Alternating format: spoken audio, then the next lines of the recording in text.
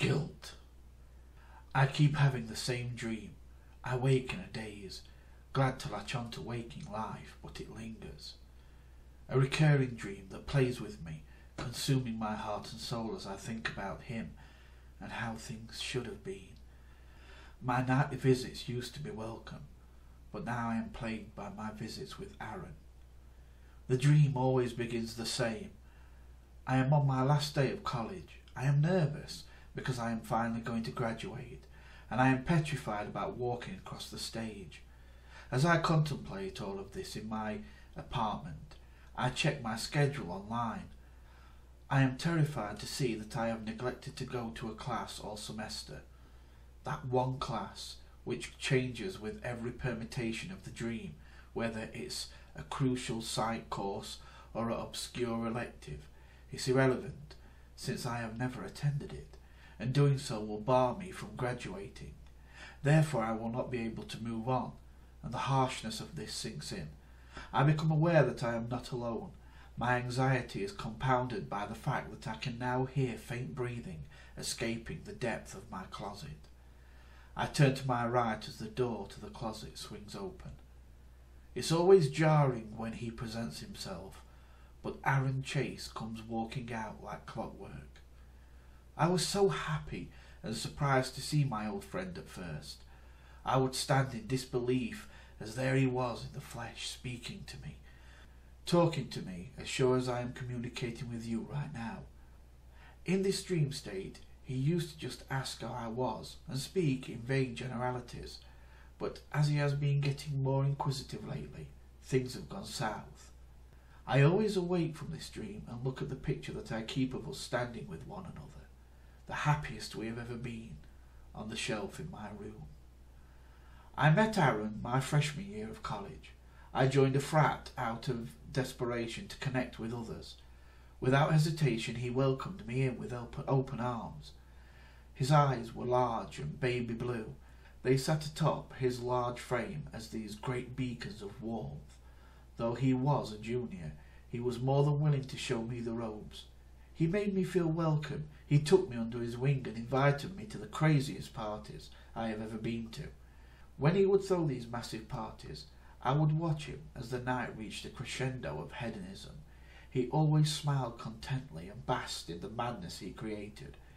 We remained very close, truly inseparable, until we graduated.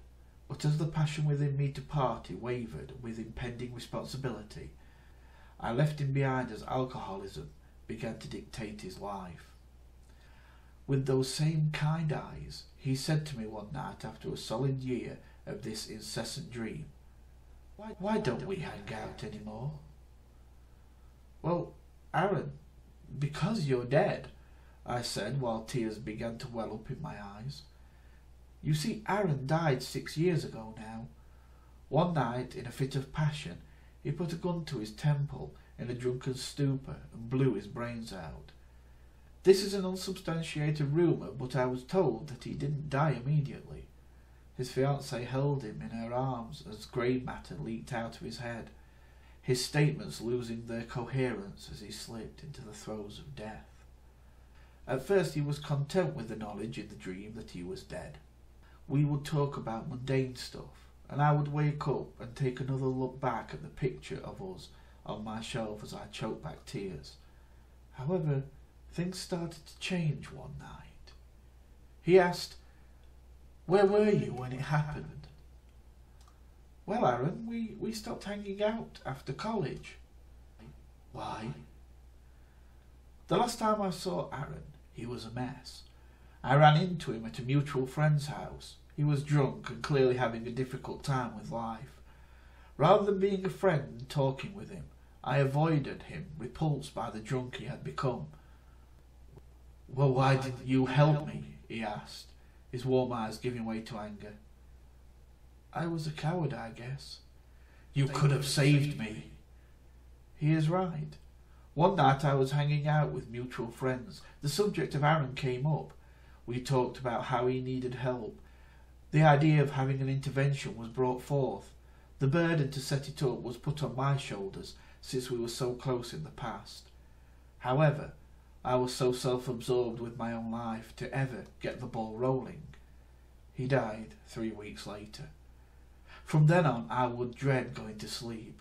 When I found myself in the dream checking my schedule, fear would course through me, knowing Aaron would show up shortly.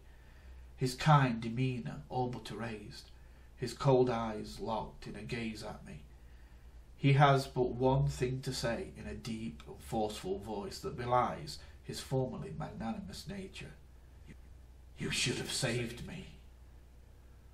All I can say in response is the mantra I repeat to him night after night to calm him, but to no avail.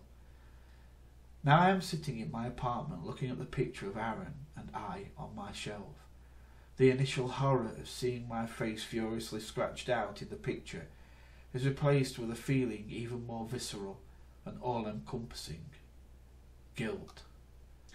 As I look to my closet ajar when I can swear I shut it securely earlier that night, I repeat the mantra out loud, the mantra that I say in my dreams, sounding awkward but true in the still darkness of the room, like a prayer echoing in the empty vessel that is my apartment, as I can feel his presence move closer, a homily of contrition.